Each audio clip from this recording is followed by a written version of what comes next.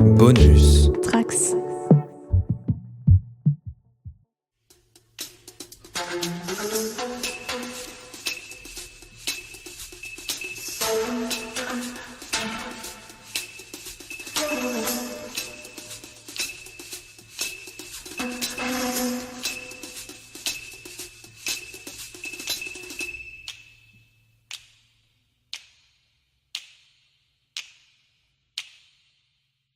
Bienvenue sur la JDR Academy. Dans cet exceptionnel épisode, nous allons poursuivre notre partie de Fist, un jeu de rôle dans lequel nos joueurs et joueuses incarnent des personnages que sont des espions, ambiance guerre froide, parfois avec quelques capacités surnaturelles.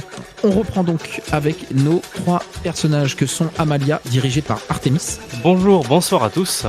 Effectivement, je joue une jeune femme douce et pulpeuse à qui il ne faut pas lui demander de venir à l'arrière d'une ruelle.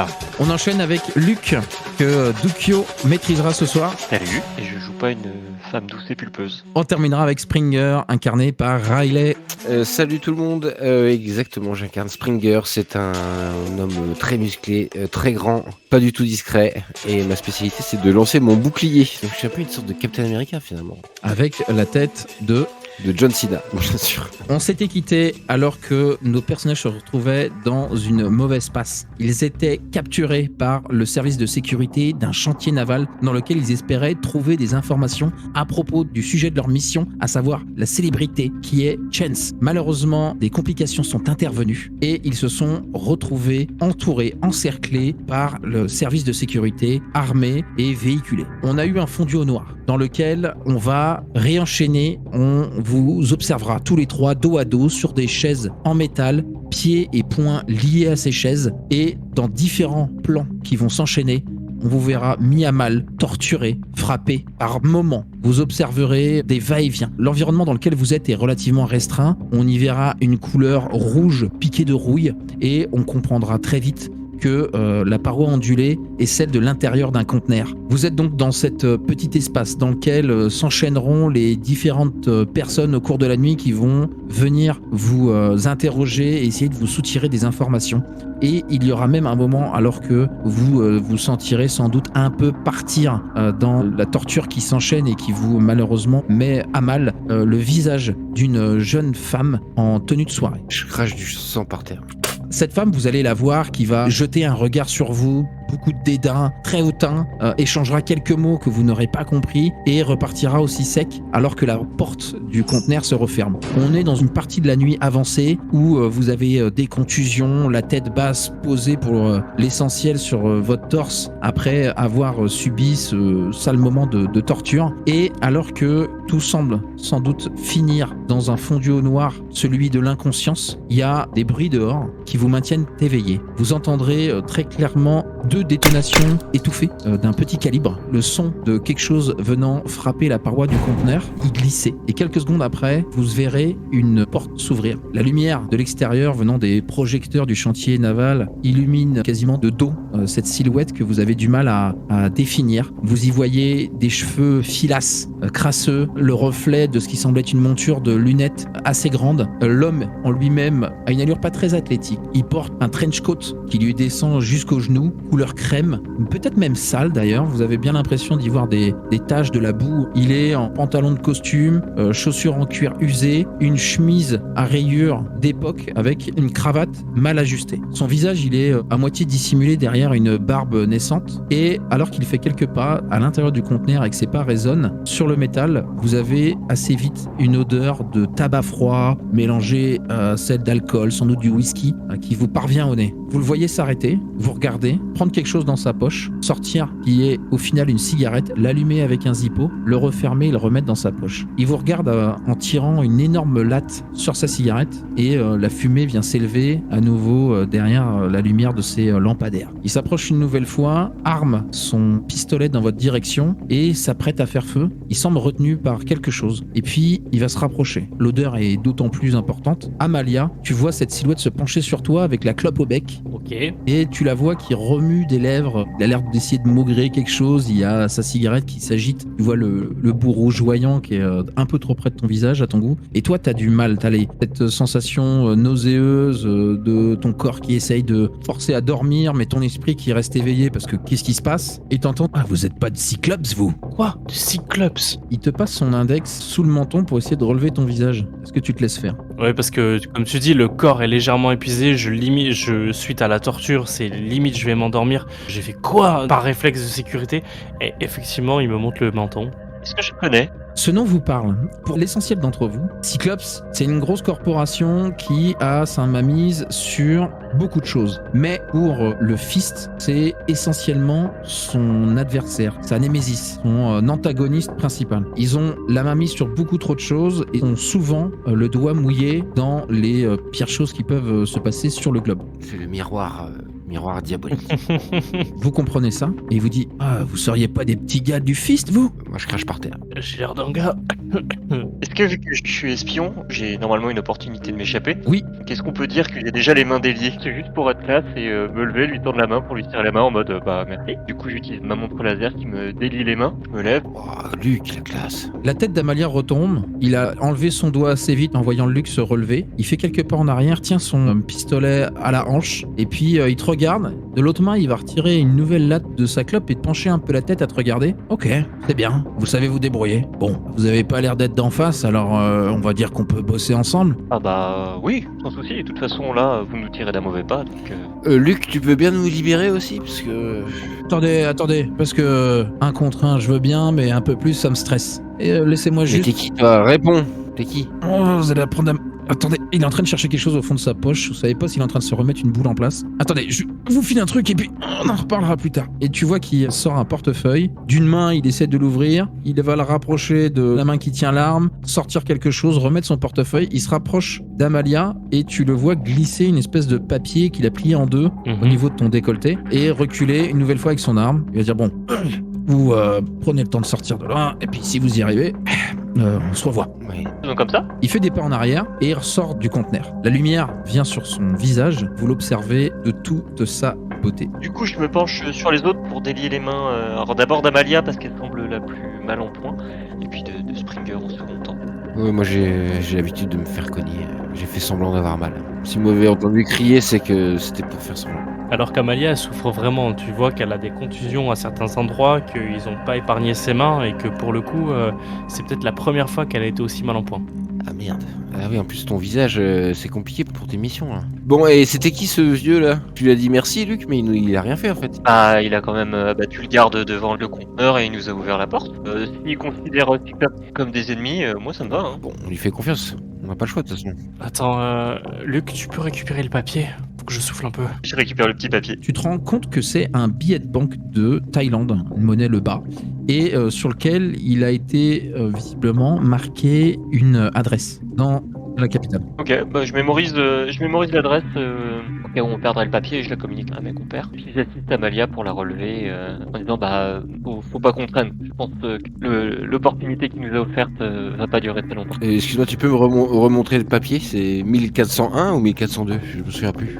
Oh, tiens, garde le papier. Merci les gars. Il est où ton super couvercle à poubelle? L'essentiel de vos affaires ont été entreposées en bout de conteneur. Vous étiez pas amené à sortir de là comme ça. Bon bah ouais, tout de suite je récupère mon matériel.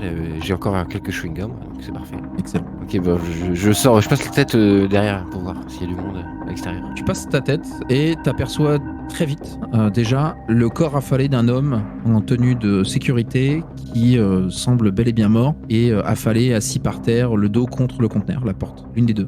Il a son arme en bandoulière, ouais, ils ont du petit calibre type pistolet mitrailleur, MP5, etc. Et il y a personne d'autre aux alentours? Parce que je vois autre chose. Quand tu fais quelques pas vers l'extérieur et que tu regardes encore, t'en aperçois deux autres, des silhouettes allongées au sol. Ah bah il en a eu plusieurs, putain. D'accord. Là, ça en fait 3 en tout, ouais. Il y a que du pistolet mitrailleur Ouais, il y a aussi du pistolet type Beretta, 9 mm, enfin les armes des années 80, quoi. Bah, moi je prendrais un pistolet automatique pour le coup. Plus facile à cacher, un MP5, ça fait du bruit, c'est lourd.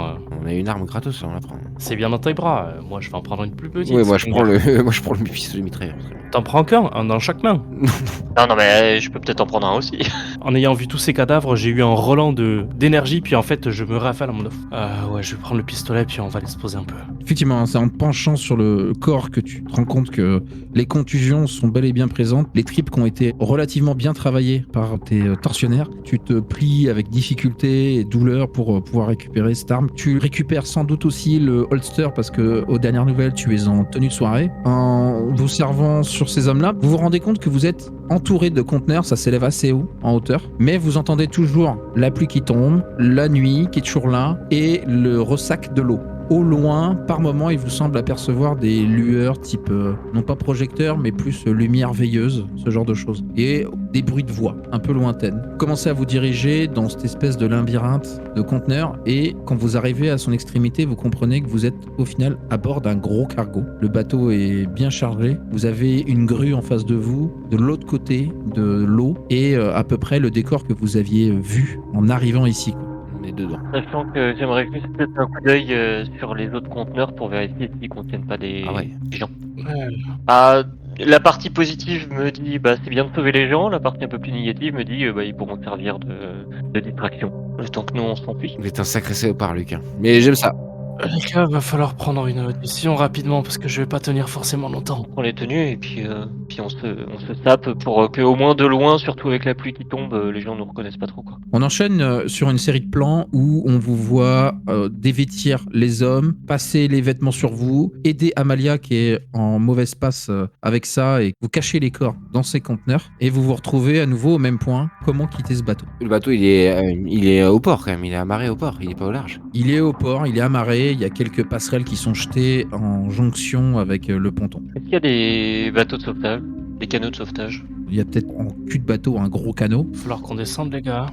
Vous remarquez la lumière d'une lampe torche qui s'affiche sur les conteneurs à votre proximité. Allez, on bouge. Ok, vous bougez. Votre destination, c'est quoi? Le plan pour sortir?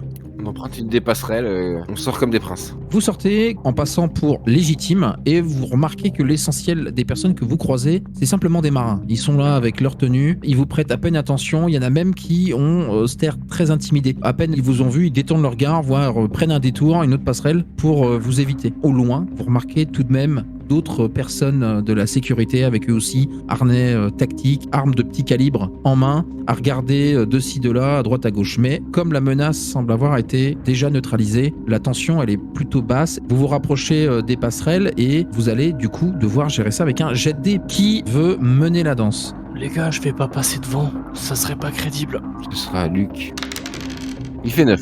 Plus 1, ça fait 10. C'est donc une réussite totale, sans conséquences, sans contrepartie. Vous prenez l'ascendant sur les personnes qui vous entourent et vous arrivez à passer cette passerelle en faisant montre sans doute d'assurance, de discrétion en même temps. Springer se dit qu'on est un peu des mauviettes de fuir comme ça, mais ça lui ressemble pas quoi. On a la caméra qui prend de la distance et on observe les 3 silhouettes déguisées en garde disparaître au coin d'un bâtiment fondu au noir. On rouvre sur quelle scène? Vous êtes où? Est-ce qu'on toquerait pas à la porte de l'adresse qui nous a été donnée sur le billet de Pat? Plus vraiment devant l'immeuble d'un coup avec évidemment la voiture qui nous passe juste devant. C'est vrai, la caméra est sur le papier. Ah oui, c'est bien la bonne adresse. Le papier vraiment à 5 cm des yeux, minuscule par rapport aux grosses paluches. Avec un gros plan sur ce billet de banque, l'adresse, et la caméra va partir en reculant, passer par-dessus l'épaule musculeuse de Springer qu'on reconnaîtra tout de suite, avec de côte à côte Amalia et Luc en train de regarder en face d'eux un bâtiment. C'est la devanture d'une banque et qui semble être totalement à l'abandon. La porte d'entrée, elle est barricadée par des plaques en bois. Il y a même une chaîne et un cadenas qui ferment les portes. Le bâtiment semble abandonné. Il est encadré par d'autres. Vous êtes pourtant dans le centre-ville de Bangkok et ce bâtiment abandonné entre deux autres est l'adresse exacte du papier. Et non loin, il y a une rue latérale. Ouais, il y a peut-être un arrière de bâtiment, les gars, non? Quelque chose d'un peu plus discret pour y rentrer. Mais c'est à l'abandon, regarde, c'est bon. Il nous a donné l'adresse. Tu vas rentrer comment, Springer? Bah là, par la porte d'entrée, on force, sinon. Il nous a donné l'adresse. Mais on force sur la rue passante. Mais tellement de monde ici, de toute façon, on fait pas attention à nous. Oui, et puis t'es le seul gorille blanc dans la masse. C'est pas vrai. Et je suis pas un gorille, d'ailleurs.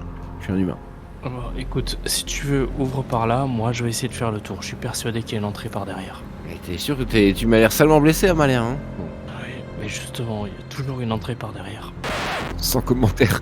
On voit ces 3 silhouettes se diriger dans cette rue latérale et avancer un peu plus, cette fois-ci plongée presque dans les ténèbres. On est en fin de nuit, il y aura bientôt le jour qui se lèvera, Bangkok ne s'endort jamais vraiment, et vous disparaissez dans cette petite rue. Vous allez avoir effectivement un peu plus loin une porte de service en métal, elle est plutôt gondolée, comme si on avait déjà essayé d'y passer. Vous avez un petit paillasson au sol avec marqué « Bienvenue » dessus. Je suis persuadé que c'est là. Je vais passer devant, je vais frapper. Tu frappes, il n'y a pas de réponse. Tu testes la poignée, ça s'ouvre pas. Tu regardes sous le paillasson, il y a une clé. Ah, nickel, bah j'ouvre la porte. Vous pénétrez à l'intérieur de cette banque abandonnée. Un paysage quelque peu liminal, je dirais, avec toutes ces rangées de bureaux où devaient être assis à une époque les banquiers et leurs clients, les guichets, tout est abandonné, tout est dans de la poussière. Il y a même des particules qui volettent de ci, de là, à la lumière des lampadaires qui viennent de l'extérieur et passent à travers les fenêtres. Une forte odeur de moisissure qui accompagne cette poussière.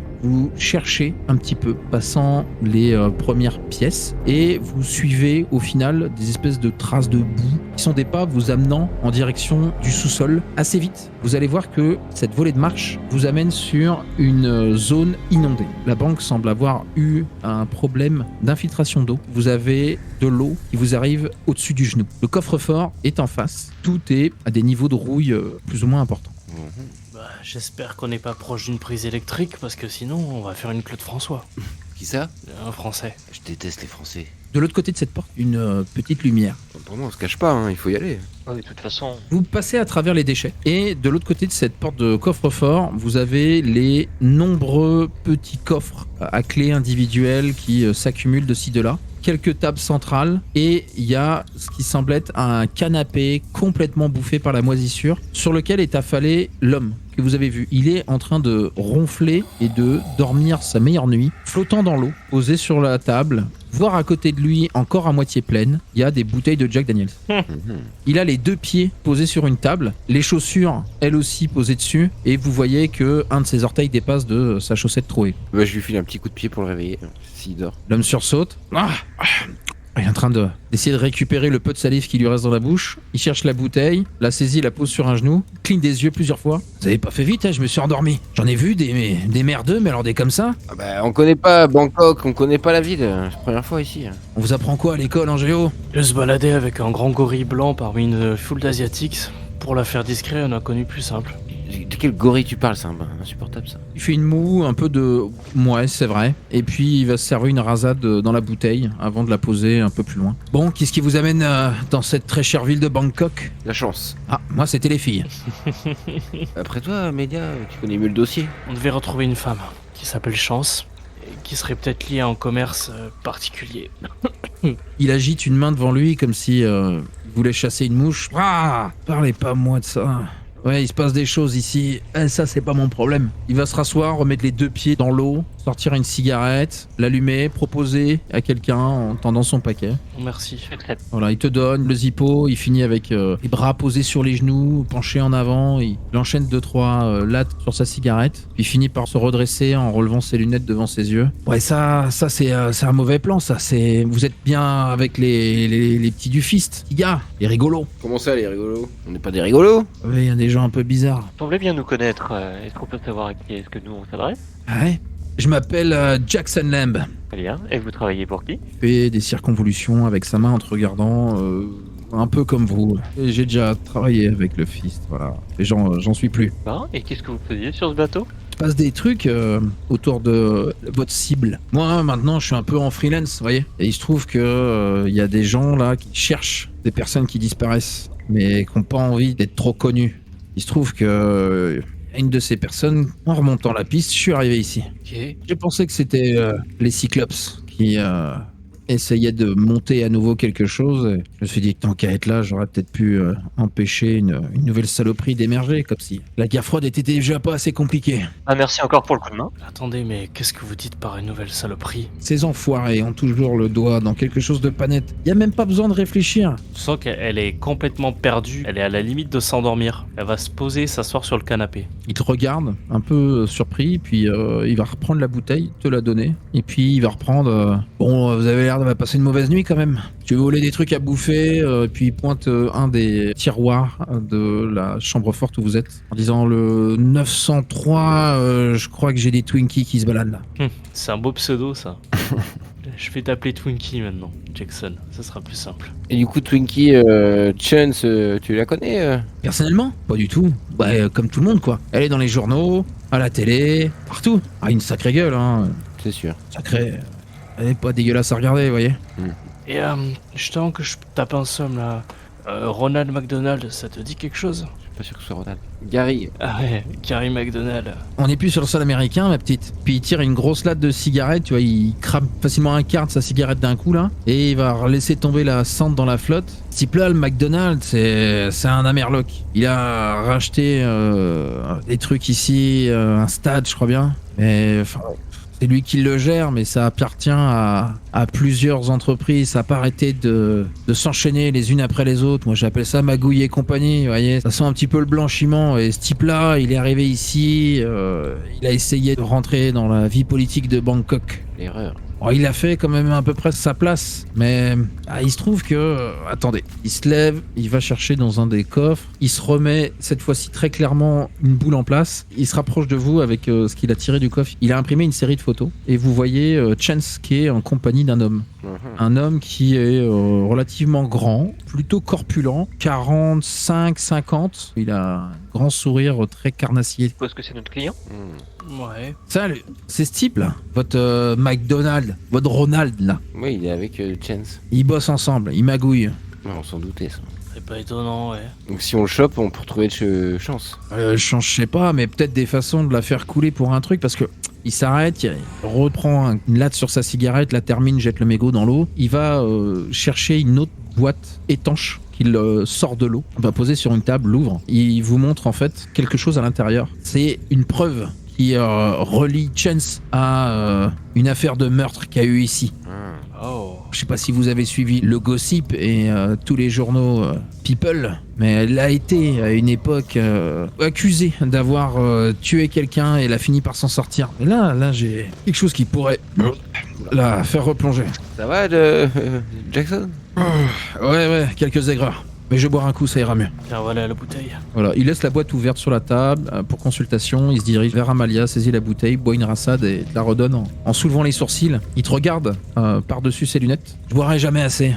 J'ai soif, moi aussi, vous avez pas un petit verre à m'offrir? Il ouvre les bras en grand, il regarde autour de lui et tu vois toutes les bouteilles en train de flotter dans l'eau ou à moitié immergées.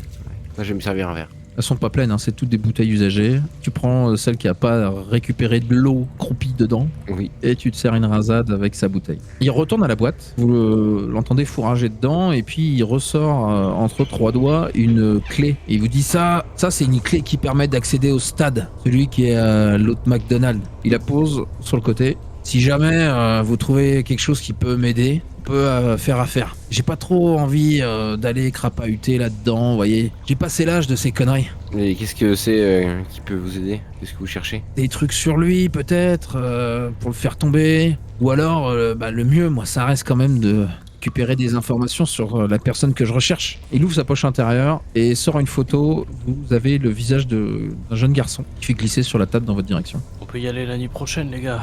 Moi, je vais avoir besoin de me reposer un coup. Ouais. Je vais pas tenir sinon. Oui, il faut qu'on fasse une petite pause. On peut pas rester ici, visiblement. Bah écoutez, moi s'il le faut, je vous laisse le canapé. Il va falloir que j'aille chercher des recharges et il se tient le ventre. Va falloir que j'aille chier un coup. Ah oui. Et des toilettes ici? Il fait une grimace, c'est tentant un gargouillis. Ouais, on est carrément dans un chiotte ici. Hein. C'est bien ce qui me semblait aussi, j'ai vu flotter des choses à l'entrée.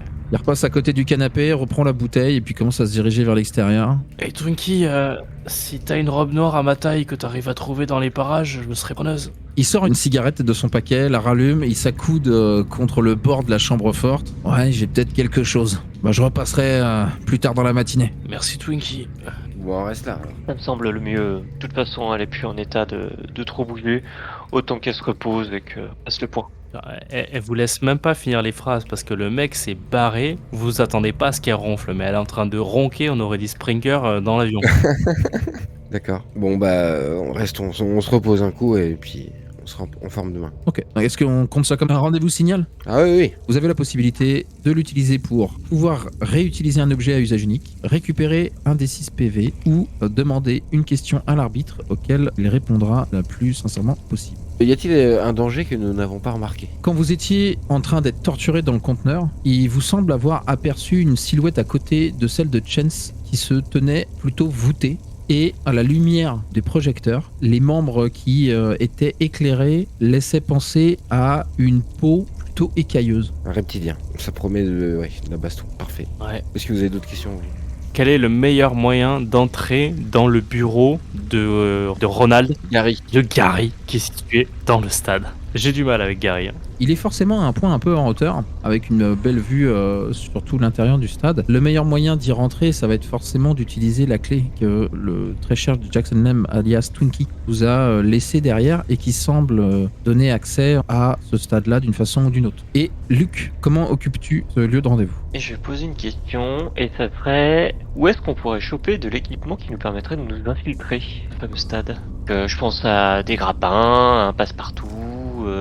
Dans cette multitude de coffres, t'as l'impression qu'il y a toujours quelque chose dedans. Alors des fois c'est un paquet de clopes usagées, une arme qui semble dissimulable et faite de briques et de broc, et tu vas finir par tomber sur un petit filin, sur un appareillage qui est sur une bobine un peu comme une canne à pêche, et t'as un embout qui ressemble à un petit grappin. Il est pas très gros, mais il semble fait d'un métal relativement résistant. Et t'as un petit pistolet qui est accompagné à ça, pour le lancer. Oh, c'est gentil ça. Type grappin Batman, quoi. Ah oui, ok. Vous avez Luc qui se retourne et qui vous montre votre trouvaille fondue au noir. On rouvre sur l'image d'un stade à l'abandon avec une caméra qui tourne un peu comme un drone. Les projecteurs sont allumés sur un terrain extrêmement mal entretenu, des gradins où la végétation a commencé à reprendre son dû, des plantes ont poussé de ci de là et il plane à l'intérieur de cette zone une ambiance de mort, même qui vivent. Je commence à siffloter l'hymne américain. On vous retrouve non loin de ce stade qui est un peu à l'écart. Il y a un grand parking, lui aussi abandonné, qui commence à être envahi par une petite végétation s'insérant entre les dalles. Et ce stade qui, bien malgré lui n'accueillant aucune équipe ce soir, a quand même les projos d'allumer. Il y a une berline qui est garée et un peu plus loin, près des portes, une voiture de luxe. Il est là. Bon, on rentre discrètement, les gars. Mais je tiens à dire que franchement, ça cache quelque chose. Bah oui, y a pas de doute. C'est pour ça qu'ils sont sûrs, il y a du monde. Vous passez les portes d'entrée qui sont des portes à battants et qui permettent de rentrer dans le hall du stade. Dans une guitoune, vous avez une silhouette en train de regarder un peu dans le vague une petite télé cathodique en train de projeter quelque chose. Il sursaute en entendant le bruit et vous voyez quelqu'un qui a un uniforme de vigile qui se saisit d'une maglite, l'allume et pointe dans votre direction en disant « Oh, on est fermé !» Il sort de sa guitoune avec la maglite, il la braque dans votre visage les uns après les autres et vous le voyez porter sa main à sa ceinture. Il y a une espèce de tonfa ou de matraque qui pendouille. « Il n'y a pas de match aujourd'hui, là, reculez! Sortez d'ici !» Captain America, je lance le bouclier. Ton bras glisse dans ton dos, tu te saisis de la poignée et tu projettes. Je t'invite à me faire un jet du coup de réflexive. Réflexe, j'assomme. Je le lance. C'est raté. Aveuglé par la maglite, tu projettes malgré tout ton bouclier dans sa direction. Il y a un cri de stupeur, une expression de surprise, et le bouclier finit par frapper quelque chose et rebondir. Tu sembles avoir touché ton but, mais tu as toujours la lumière en plein visage. Et l'homme vous dit « Oh, qu'est-ce que vous faites, bordel de merde? C'est une agression! Je vais appeler les flics !» Écoute, je cours et j'essaye de le plaquer au sol. Tu commences à le voir qui recule d'un pas et qui essaie de retourner dans sa guitoune, sans doute pour saisir un téléphone. Non, attends, je cours derrière lui. Il est en train de retourner dans sa guitoune et l'idée c'est de sauter et de le tacler au niveau de ses genoux, histoire de lui faire sortir la rotule. Non. C'est pas légal, ne faites pas ça chez vous. Tu prends ton élan, lui il est quasiment arrivé à la porte, il braque la lumière dans votre sens, mais en même temps il essaie de regarder le chemin qu'il est en train de prendre. Tu te mets à t'envoler dans les airs, les deux pieds en avant, et fais-moi un jet de forceful. Hein. Allez. 8. Tu l'impactes directement au niveau des genoux, il finit par s'affaler au sol dans un cri à la fois de douleur et à la fois de surprise. Malheureusement toi aussi, tu finis au sol et tu le vois qu'il se saisit de sa matraque et essaye de te porter un coup en plein visage. Fais-moi un jet. 7. Tu évites à peu près son coup, tu le prends quand même dans la tête. On entend un bonk, mais t'as pas pris de plein fouet le coup. 32 dégâts. Aïe. Il y a un grand bonk qui provient jusqu'à vos oreilles. Springer et Luc, qu'est-ce que vous faites? Moi je viens aider Amalia en mettant un grand coup de pied dans la tête. Le garde est au sol, il vient de se rendre compte de ce qu'il a fait. Il a l'air à moitié surpris de ce qu'il vient de faire. Il te voit arriver et armer ton pied. Il dit je suis désolé, je voulais pas faire ça. Ah. Est-ce que tu vas jusqu'au bout du geste? Bah oui. Ok, ton talon se projette en direction de son visage. En plein dans le nez, il y a un crack, il hurle de douleur et tu vois que sa main a agrippé le téléphone. Tu entends la tonalité au bout du fil. Il est au sol là? Ouais. Je lui saute dessus en faisant une descente du coude. Je lui fais You can see me. Je lui fais un truc de catcheur. Descente du coude. Vous entendez, avant de voir, une masse se projeter en direction de l'homme et cette masse-là vient s'écraser sur lui. On a juste un gros plan dessus, la main du garde en train de lâcher le combiné qui vient rebondir au sol et j'imagine Luc en train d'appuyer sur le combiné pour couper le coup de téléphone. Ouais. Amalia, toi t'es aussi au sol, t'as une marque en travers du front, t'as aperçu Luc arriver mettre un coup de savate, Springer voler au-dessus de toi et vous vous retrouvez tous les trois, le pauvre homme est au sol complètement dans les vapes. Et dire qu'on aurait pu sortir nos flingues tout simplement pour l'intimider. Hormis la télé qui est en train de faire un peu de bruit derrière vous, il n'y a rien d'autre. Le stade semble totalement mort et personne ne semble avoir réagi à ce qui vient de se passer. On n'a qu'à se diriger directement vers les bureaux. On planque l'homme inconscient derrière sa cabine. Vous le tassez sous le bureau et vous commencez à parcourir les couloirs. Donc il y a des accès qui sont multiples au gradin avec bien entendu les zones plus privilégiées VIP. Vous suivez simplement au final un plan de sécurité pour les cas d'incendie. On observera l'index épais de Springer en train de suivre le chemin jusqu'où pourraient se trouver les éventuels bureaux indiqués par ce plan. C'est par là. On apercevra donc plusieurs plans successifs dans lesquels on vous voit errer dans ce stade qui est totalement terne. L'atmosphère a quelque chose de tout à fait lugubre. Finalement, après une volée d'escalier, on vous voit apparaître les trois silhouettes sur ce qui semble être le dernier étage, ou en tout cas le niveau le plus haut de ce stade, dans lequel vous avez des vitres qui vous permettent d'avoir une vue absolue sur tout le contrebas, les gradins, le terrain. Au bout d'un couloir, une porte fermée. Sous cette porte-là, un rayon de lumière. Et bah je pense que c'est le moment de sortir la petite clé. Même si avant je pose mon oreille sur le chambranle sur la porte pour En écouter. posant l'oreille contre le bois, tu essaies de percevoir des sons de l'autre côté et t'entends une espèce de froissement. Forcément de papier, de... Bah, tu saurais pas dire si c'est du papier ou si c'est du tissu. Ouvrons quoi, on a la clé en même temps. Oui, Springer, arme ton bouclier. Et puis Je fort pas cette fois. Non, attends, je suis prêt. je mets la clé dans la porte et puis j'essaye d'ouvrir assez violemment en fait pour surprendre qui que ce soit Ok. qui soit à l'intérieur. Tu passes la clé, tu tournes, déverrouilles la porte, actionnes la poignée et l'ouvres d'un grand coup. Vous surgissez à l'intérieur de la pièce et surprenez un homme avec un costume à carreaux propre sur lui, petite chemise blanche, de papillon. Le visage, vous reconnaissez celui de Gary McDonald. Il est en train de consulter un paquet de papier et vous regarde avec cet air un peu ahuri de « Qu'est-ce que vous foutez là ?» Il se lève d'un coup et l'homme fait bien autant la taille que Springer. Il a lui aussi une carrure imposante, mais plus dans le gras que dans le muscle. Dis quelque chose, Amalia, non? On se serait pas trompé? Il se lève et bouscule la table basse et commence à se rapprocher de vous en levant les bras avec ses énormes mains, aussi grosses que celles de Springer. Je me décale légèrement vers la gauche et je sors mon pistolet. Ok, ça a pas l'air de l'impressionner. Je lui tente un plaquage du coup sur lui. Ok, t'essaies d'une rencontre à mi-chemin, fais-moi un jet de forceful. C'est un 7. Ok, tu la grippes à la taille et t'as l'impression d'avoir tapé un poteau. Tu te retrouves enserré à sa taille, dans une position pas forcément flatteuse pour toi. Lui a été légèrement impacté, il arme son coude et assène un grand coup derrière ton dos. Je m'écroule le sol à ses pieds. Prends 4 points de dégâts. Oh putain. Springer tombe au sol et il vous regarde avec des yeux ahuris, en train de vous sourire. Il a ce sourire carnassier que vous avez vu sur la photo. Il y a des dents en or en train d'étinceler à la lumière de ce bureau. Je tente un tir dans la tête. Ok, je t'invite donc à me faire un jet de réflexive. Oh là là. Oh là là! Réussite critique. Double 6, c'est un 12. Tu tires ta balle, un des 6 de dégâts, en direction de sa tête. La balle file et tu l'entends hurler alors qu'il pose sa main contre sa joue. Énervé, il commence à se diriger vers toi, ses deux mains tendues et essaie de t'agripper. Fais-moi un jet de réflexive. Et ensuite, ce sera Luc. Oh merde. Oh. Aïe aïe aïe aïe. Aïe, aïe, aïe. Il arrive et il t'agrippe au niveau du cou et il commence à l'enserrer et à serrer très fort. Tu subis qu'un seul dégât. Ok, Luc, tu le vois, bien malgré toi, s'agripper et s'en prendre à Amalia. C'est la même, je lui tire de... Tu tires. Fais-moi un jet de réflexive. Et donc ça fait 8. Ok, il va prendre la balle. Je t'invite à me faire le jet de dégâts. Oh.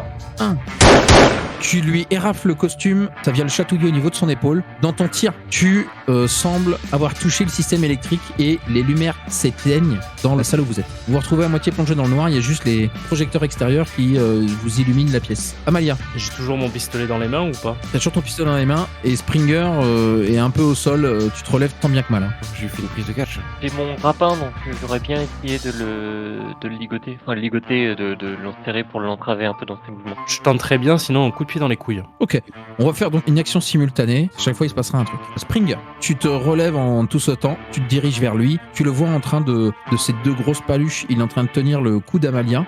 Il est de dos pour toi. Tu t'approches de lui pour le détacher de cette prise. Fais-moi un jet de forceful.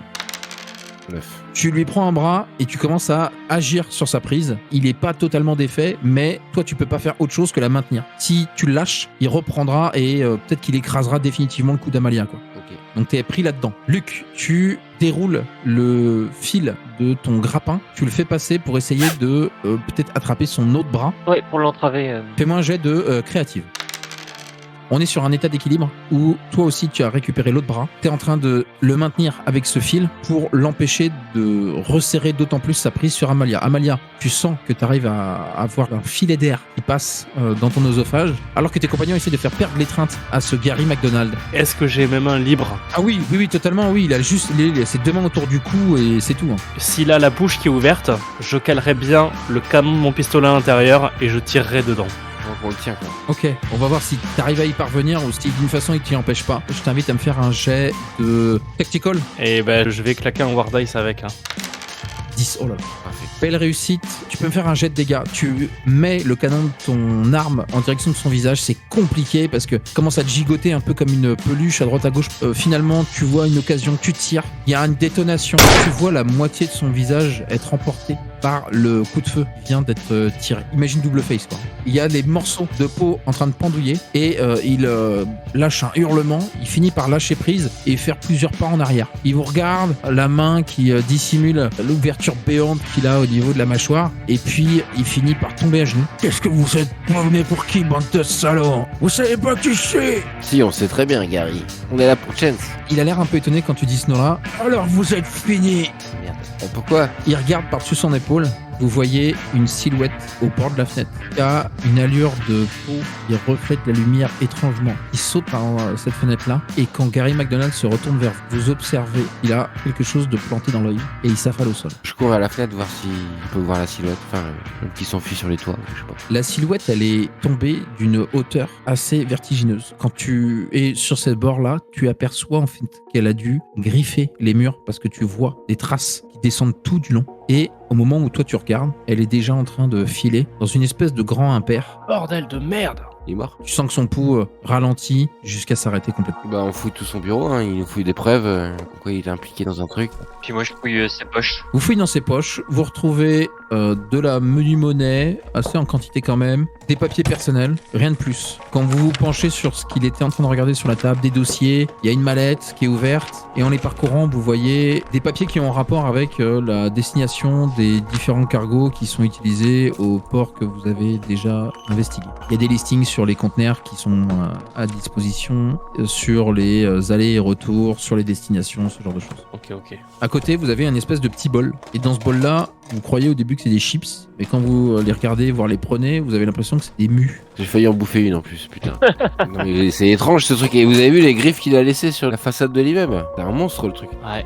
Bon, on m'a rien dit au fist, hein. Bah, de ce que je comprends, c'est que ça serait le monstre de Chance. Ouais, elle est protégée par cette créature. Mais attendez, si on analyse les routes de transit là que les cargos doivent prendre, est-ce qu'on verrait pas une coïncidence? Regardez ce cargo qui part là. Ah, il semblerait que le cargo qui est parti il y a 2 semaines, ils aient le même trajet. Tu vois, Springer, tu vois, Luc? Donc on chope le cargo?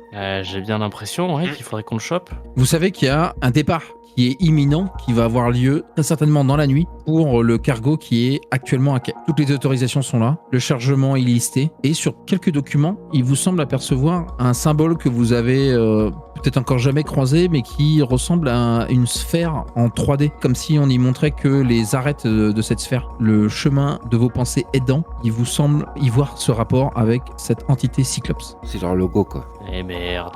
On est tombé sur un gros truc là. Encore eux. Peut-être trop gros pour nous, non? Vous croyez pas? On est pas assez nombreux là. Frankie qui va être content. Ouais. Parmi les papiers, vous retrouvez plusieurs feuilles, comme des portfolios, c'est des pages et des pages de gens qui sont vendus, quoi. Ouais. Il n'y a pas que des filles, hein. Il y a de tout, hein. Et il n'y a pas que de l'asiatique. Là, c'est international. Ouais, c'est ça. Est-ce qu'on voit la destination commune? Est-ce qu'on peut déterminer un petit peu Comme beaucoup de navires marchands, le cargo il fait des arrêts dans plusieurs ports à travers le monde. Vous pouvez voir que l'itinéraire depuis Bangkok emmène à plusieurs arrêts en direction de l'Inde, de plusieurs destinations des côtes africaines pour terminer dans plusieurs destinations d'Europe de l'Ouest. L'essentiel des personnes référencées semble avoir pourtant l'air d'être dispatchées en Afrique du Sud et en Europe de l'Ouest. Est-ce que je trouve un dénominateur commun entre toutes les victimes? Il y a de tout et de rien. Il n'y a vraiment pas de dénominateur commun, justement. Ok. Bon. Je pense qu'on a fait le tour. Autant ramasser le maximum de papier. On a des preuves pour faire tomber ce gars. On peut aller voir Jackson, faire notre rapport et puis voir ce qu'on... Après, je regarderai juste. Est-ce que je vois les. Parce que tu disais qu'il y avait des squams dans un vol là. Est-ce que je vois d'où est-ce que c'est extrait? C'est de lui ou.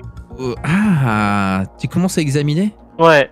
et tu regardes, est-ce que c'est de lui ou pas de lui? Tu commences à le dessaper, enlever sa veste, enlever sa chemise. T'as son corps qui est, comme je disais, relativement gras. Il est un peu poisseux de transpi, relativement pileux. C'est pas agréable du tout. Et t'essaies de chercher, tant bien que mal, des traces, peut-être d'une origine étrange, mais rien de ça. C'est bel et bien un humain. Ok. Ce type à la fenêtre qui lui a balancé ce poison, qui a sauté comme ça. Et c'est une fléchette le poison? Ouais, c'est une fléchette, ça a l'air d'être très Amérique latine, tu vois, le côté autochtone avec petite plume presque colorée, et quand tu l'en retires, t'as une odeur assez forte qui te vient au nez. En tant qu'espion, tu reconnais tout de suite un poison. C'est rare ou quelque chose comme ça. Un dérivé. Et j'emballe les squams, j'emballe aussi la petite fléchette. En fin de soirée, on voit les trois silhouettes quitter les lieux du stade sous les lumières des projecteurs du parking, en passant à côté de la voiture de luxe et ensuite à côté de la berline, fondue au noir. On rouvre sur les trois personnages à l'intérieur de la banque, en train de voir une jolie robe suspendue à un cintre en dehors de l'eau et accrochée à un des coffres.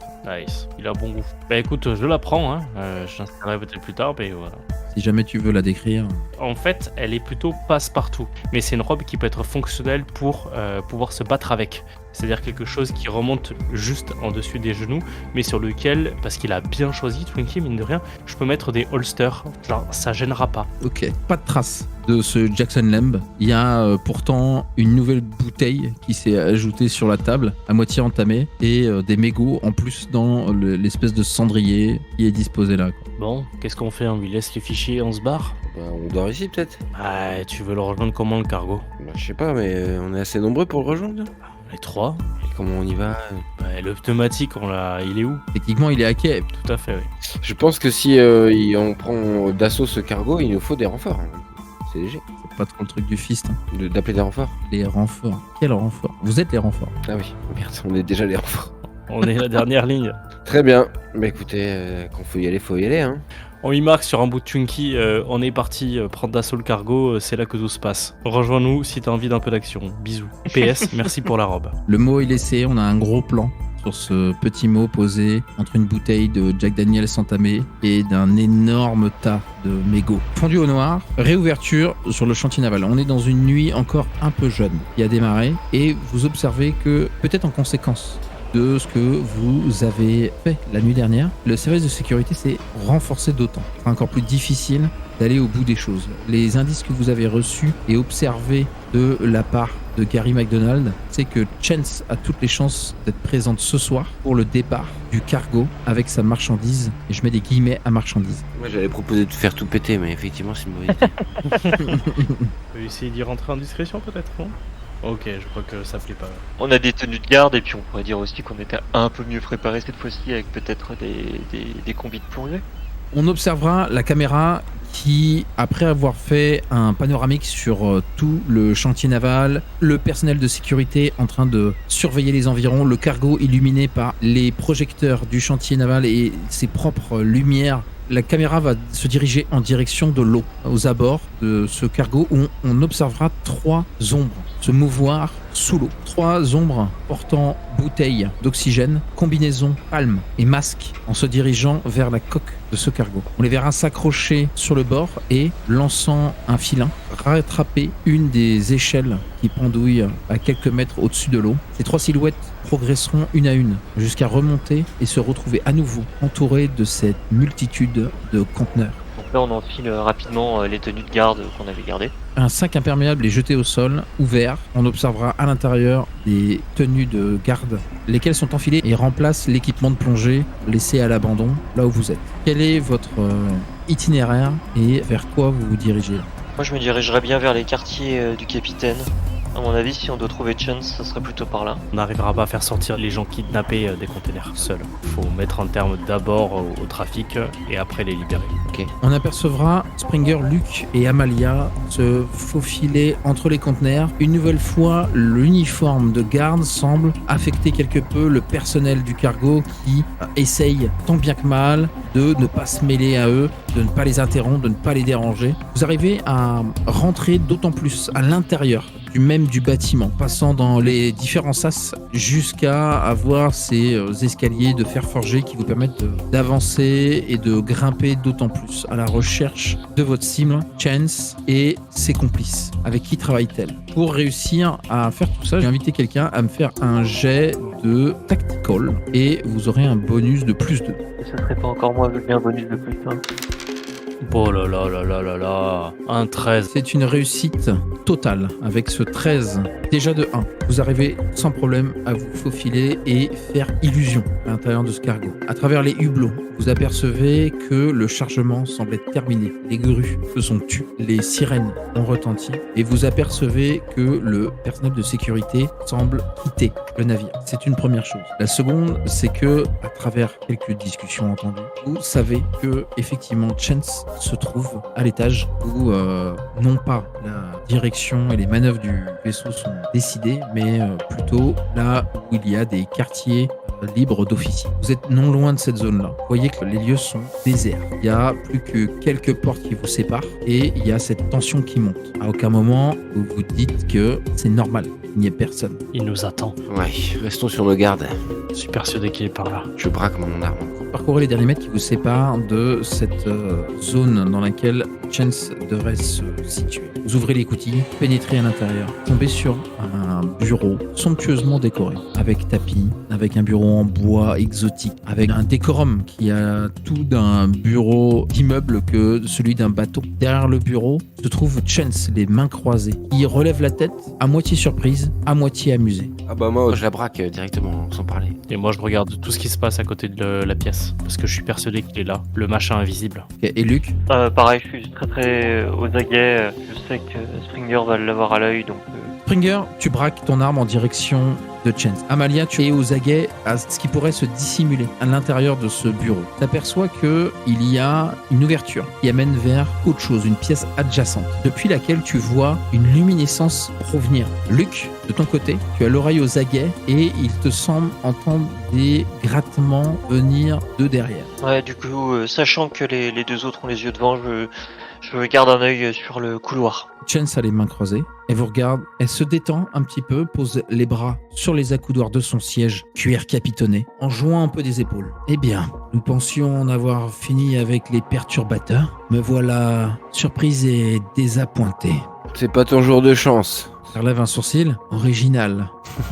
Quand tu t'approches de ton coin de l'œil, tu vois qu'il y a dans la pièce d'à côté, là où Amalia était en train de jeter un regard suspect, une lumière luminescente, un peu comme une fluorescence. T'entends et tu aperçois une espèce de cuve en train de bouillonner et il y a quelque chose qui flotte à l'intérieur. Amalia, t'entends une espèce de bruit venir de cette pièce d'à côté, comme s'il se passait quelque chose. Luc, tu vois et comprends que au bout du couloir et des différentes coursives qui vous entourent, il y a du mouvement qui se passe, telle une tactique d'encerclement. Vous êtes acculés. Je ferme la porte, je suppose que c'est des portes étanches, pour être tranquille.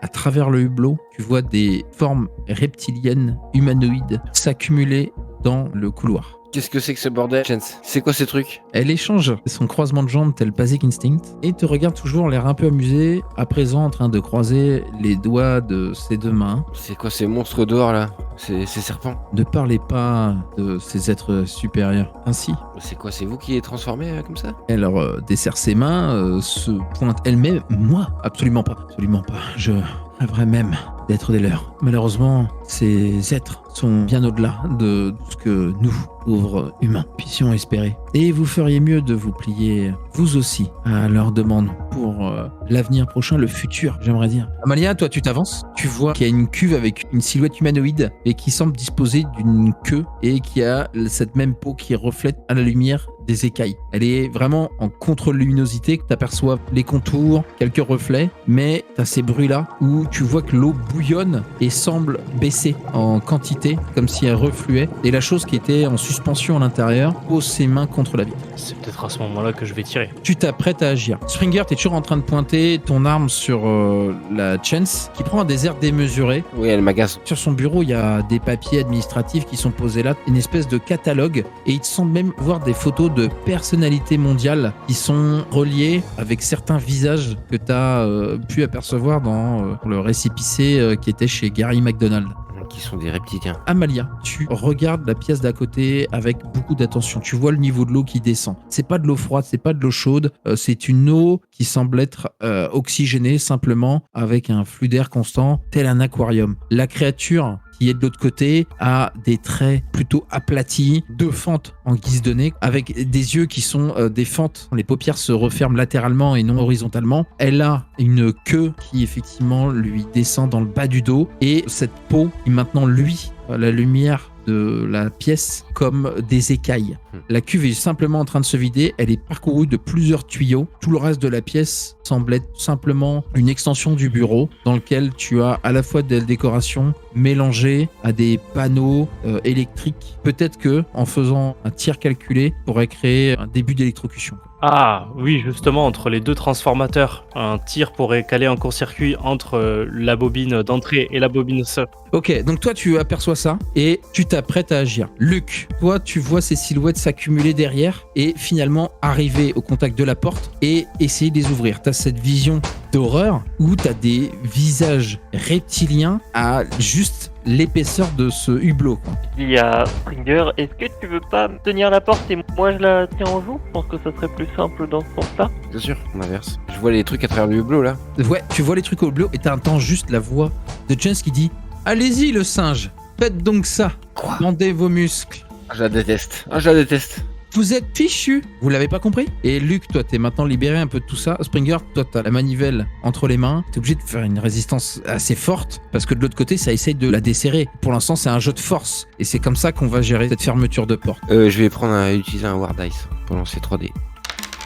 12. C'est une belle réussite. On en est à tenir la barre et tu sens une force presque aussi égale qu'à la tienne. Pourtant, la chose qui est en face de toi, de l'autre côté du hublot, fait certainement 3-4 fois moins la masse musculaire que tu as toi-même. Tu finiras par entendre un clank finir et t'as la roue qui tourne dans le vide. En maintenant tellement de pression dessus, t'as fini par La casser. presque la casser. Et donc la bloquer. Oui. Parfait. Luc, de ton côté, Je vais la ligoter. Donc je ressors mon grappin. j'essaie de la manipuler. Je t'invite donc à me faire un jet tactical, s'il te plaît. Et pour Amalia, ça sera du réflexive. Ouh là là, 7. À compromis. Donc, Luc, tu t'approches de Chance. Tu la vois qu'elle te balance quelques phrases du genre « Mes maîtres vous domineront. Vous êtes fichus. Coincés sur ce bateau avec eux. Coincés avec moi. Et vous ne pourrez rien y faire. » Tu la vois qu'elle essaye de se saisir de quelque chose dans un tiroir. Tu lui sautes dessus. Tu l'empêches de le prendre. Et tu finis par la ficeler de manière à la rendre immobile sur son siège de luxe. Et maintenant, c'est toi qui es coincé. Et pour ponctuer cette phrase, Amalia tire un coup de feu de l'autre côté. Ta balle vient percuter quelque chose à l'intérieur de cette pièce. Il y a une série de bruits électriques qui vous parviennent aux oreilles, puis des arcs et un grésillement qui font que la chose à l'intérieur de la cuve se cabre de douleur.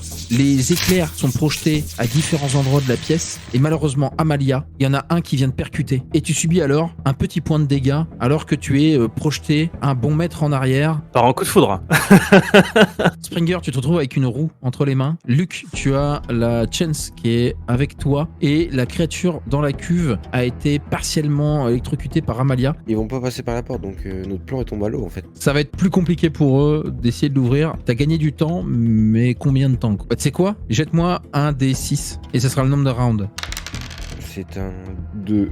Dans 2 rounds, ils arrivent à rentrer. Est-ce qu'on voit d'autres sorties, peut-être des portes Est-ce qu'au plafond, il n'y aurait pas une entrée de service? Au vu de la cuve, elle est pas arrivée comme ça, elle rentrait pas. Soit le plafond, soit le sol. Allons vers la cuve justement et regardons s'il n'y a pas une ouverture. La créature, elle se met à frapper du poing contre la vitre et qui se met à se fendiller. Oh putain. Au prochain round, elle sortira, c'est sûr. Et il y a Chance qui est derrière vous, en train de rigoler à gorge déployée. Attends, on cherche un bouton là, y a pas un truc qui ouvre le plafond? Ouais, je cherche le bouton. Springer, tu prends Chance sur ton épaule. Comme ça, on est prêt à décarrer. Et moi, j'essaye de rappuyer sur 1 ou 2 boutons dans l'armoire pour reclencher, maintenant que je vois où il y a le court-circuit, pour enclencher une électrocution. Luke me fait un jet de tactical. Amalia, un jet de créative. Et Springer, tu fais quoi? Je donne un coup de coude à Chance pour l'assommer et je la porte sur mon épaule pour m'enfuir avec elle. Ok, un forceful. Si tu fais 10 ou plus, tu la mets KO direct. Et j'utilise un War Dice. Donc Luc, tu fais un 9. Tu retrouves effectivement qu'il y a une ouverture qui se trouve dans le sol, une porte qui s'ouvre un peu comme l'iris dans Stargate. Amalia, tu essayes de retenter le diable et tu appuies de manière à recréer à nouveau ce court-circuit. Effectivement, les éclairs se mettent à se projeter dans le peu d'eau qui reste dans la cuve, mais ça sera pas sans conséquence. Jette-moi un dé de dégâts et t'en séduiras autant que la créature. Flûte. 2. Toi aussi, tu prends ce court-circuit malheureusement, alors que la créature se cabre à nouveau, elle aussi touchée par cette électrocution. Et Springler, tu te penches en direction de Chance 12. et sans essayer de trop communiquer avec elle, ton coude se lève, s'abat sur elle et comme une feuille séchée, elle vient s'étaler le long sur le bureau. Je la porte sur mon épaule et je compte sur les autres. Vous apercevez Luc qui vous pointe une direction au niveau du sol et se dirige au niveau d'un bouton qui se trouve sur les abords de cette cuve. T'appuies dessus, Luc, et tu vois la trappe s'ouvrir. La chose disparaît dans cet iris. Vous apercevez ce verre qui est complètement fendillé, presque brisé. Il manquerait plus grand chose pour le percer. Springer, vas-y avec ton bouclier! D'une main, je porte Chance et de l'autre, je défonce la vitre. L'image est belle. Tu te saisis de ton bouclier et tu mets un coup tel un guerrier spartiate. Et c'est un 8. Tu vas briser le verre et porté par ton élan, trébucher avec Chance sur ton épaule et tomber dans le trou. Amalia, Luc, vous voyez Springer disparaître avec votre colis. Allez Luc, on y va! Et ben, let's go, hein.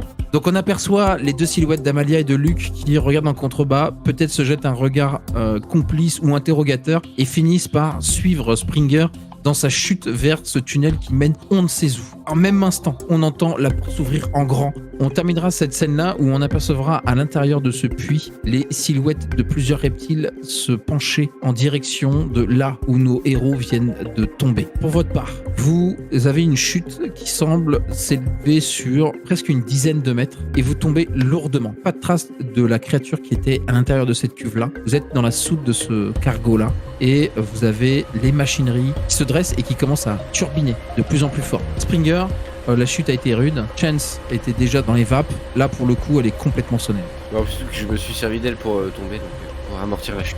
J'essaie de trouver une sortie tout de suite, toujours en portant Chance, je veux pas la lâcher. Alors Luc, on peut essayer de saboter les machines au passage? On essaie de saboter la machine, que ça provoque un emballement avec un départ de feu, enfin quelque chose qui fout bien. Ok, j'espère que vous savez ce que vous faites. Vous cherchez une sortie et vous voyez une ombre se déplacer rapidement sur les machineries, sur les murs, entre les différentes poutres qui vous entourent. On est dans une luminosité relativement basse qui jette des ombres un peu partout, une lumière plutôt jaune-orangée et le bruit des machines assez assourdissant. Vous essayez de vous déplacer en direction de la première passerelle, le premier escalier. L'ombre saute sur vous et arrive vraiment au milieu de votre groupe. Elle balance un coup de griffe. Je vous invite à me faire un jet de réflexive. 9. 4. Luc et Springer, vous sentez une vive douleur vous parvenir au niveau du torse. Vous subissez tous les deux 5 de dégâts. Oh, Je suis mort. vache. Donc Luc, tu vois la créature tourner sur elle-même, lancer sa main et venir te griffer au niveau du torse. Tu sens cette balafre qui vient te déchirer et t'ouvrir la chair alors que ces griffes te parcourent le corps, tu subis 5 de dégâts. Au milieu de vous, on dirait vraiment un reptile. Imaginez une tête lisse, toute la peau est couverte d'écailles. Les yeux sont simplement des yeux jaunâtres. Moi, je tenterai un truc, c'est de lui faire un croche-patte. Très bien, tu vas réussir ou non à me faire un jet de forceful pour réussir à ce genre d'action. Allez. 7. Tu lui fais un croc en jambe et t'essaies de le projeter. Il se retient de ses mains libres sans percuter cette barrière-là. Springer, Luc, qu'est-ce que vous faites? Il me reste un dernier War Dice pour faire une descente du coude. Je fais mon attaque signature. Vous apercevez Springer lever à nouveau son coude dans les airs. Ce qui veut dire beaucoup de choses. Fais-moi un jet de forceful. 16. C'est un 16 grâce au War Dice. Il était bien. Gros plan sur la pointe du coude. Focus avec la caméra qui suit la direction du coude sur le cou de la créature. Fais-moi un jet de dégâts. Tu peux même mettre 2d6. Ok. Plus cool, au passage. 2d6 plus coup. C'est un 4 seulement. Ah bah c'est du catch, hein. C'est surtout impressionnant. Ouais. Ton coude s'abat directement au niveau de sa nuque. Tu sais, même si c'est pas un humain, il a une colonne vertébrale. Oui. Et crac, ça retentit tant bien que mal à travers tout ce bruit de machinerie et le corps s'effondre au sol. Au-dessus de vous, vous entendez des sifflements qui viennent de la trappe dans laquelle vous êtes tombé. Pas le temps de saboter, hein, on se casse. On se commence, mais si au passage il y a une ou deux consoles, on tire dedans, ou on tire sur toutes les consoles qu'on voit au passage. On a donc le corps de cette créature qui s'affale au sol, le bruit des machineries qui vient pomper, taper, le cliquetis, le métal, l'odeur d'huile qui est autour de vous, omniprésente. Vous parcourez 4 à 4 ces escaliers antidérapants en métal, tenant les rambardes. Springer portant Chance sur son épaule. Vous passez une écoutille, cherchez les couloirs droite-gauche, trouvez votre chemin tant bien que mal, en sentant que vous avez cette pression derrière vous qui s'accumule, celle de ces êtres reptiliens qui semblent être à votre poursuite, votre recherche, et vous finissez par ouvrir une écoutille, sentant l'air frais de Bangkok Oh. qui vient vous fouetter le visage, l'air, l'embrun de la mer, et la certitude de pouvoir maintenant trouver une sortie, quelle qu'elle soit. Je peux me transformer en n'importe quoi une fois par mission. Eh ben, je me transforme en Zodiac et je saute à l'eau. Il se passe quelque chose de spectaculaire. Luc se projette directement au niveau de l'eau en sautant par-dessus la rambarde et avant de toucher l'eau, une transformation s'opère. On le disait, les agents du Fist sont parfois dotés de compétences surnaturelles. Et Luc, au fur et à mesure de sa chute, a son corps qui se développe, se transforme, se dilate. Et vous le voyez devenir, ni plus ni moins, qu'un petit hors-bord en bois laqué, très vénitien, très italien. Il vient percuter l'eau de la mer de la baie de Bangkok. Et les deux silhouettes, plus haut, Amalia, Springer, ne sont pas plus étonnées que ça. Alors qu'elles se mettent à descendre 4 à 4 l'échelle de cordes et de bois pour atteindre ce hors-board, ce Luc-board. On saute dans le huc. On terminera avec cette image de fin où on verra ce hors-board presque humain s'éloigner dans les ténèbres de Bangkok en direction des lumières du centre-ville. On va faire un tour de table. Comment cette histoire va se finir alors que vous avez récupéré, Chance, quelques informations de manière à la faire tomber. Chacun va me proposer en une phrase simple qui va se passer dans un futur très proche. On va commencer avec Amalia. On va interroger Chance avec Jackson Lamb dans un endroit beaucoup plus sécure, autre que la banque. Il réussira à mettre en avant que Chance a enlevé la fille qu'il essayait de récupérer. La fille qu'il essayait de récupérer est la fille d'un mania dans la marine, qui réussira à faire arrêter le cargo. Excellent. Luc, qu'ajoutes-tu à cette histoire? Je suis en plein dans des analyses pour déterminer d'où viennent les reptiles et qui est-ce qu'ils sont en fait, pour voir comment est-ce que tout ça s'agence avec l'entreprise Cyclops. Et pour terminer, Springer, On va voir Springer entrer dans un fast-food. Il se commande un hamburger. Il s'installe à une table tranquillement. Il a un peu des pansements partout suite à la mission à Bangkok. Là, il est de retour aux États-Unis, bien sûr. Au bout de 2-3 minutes à sa table, il y a un homme en costard-cravate qui s'assoit face à lui. L'homme en face de lui tend un chèque. Il le prend en disant tout s'est bien passé à Bangkok. Ils ont juste eu quelques infos sur vous, mais ils sont pas encore sur vos traces. C'est des Cyclopes.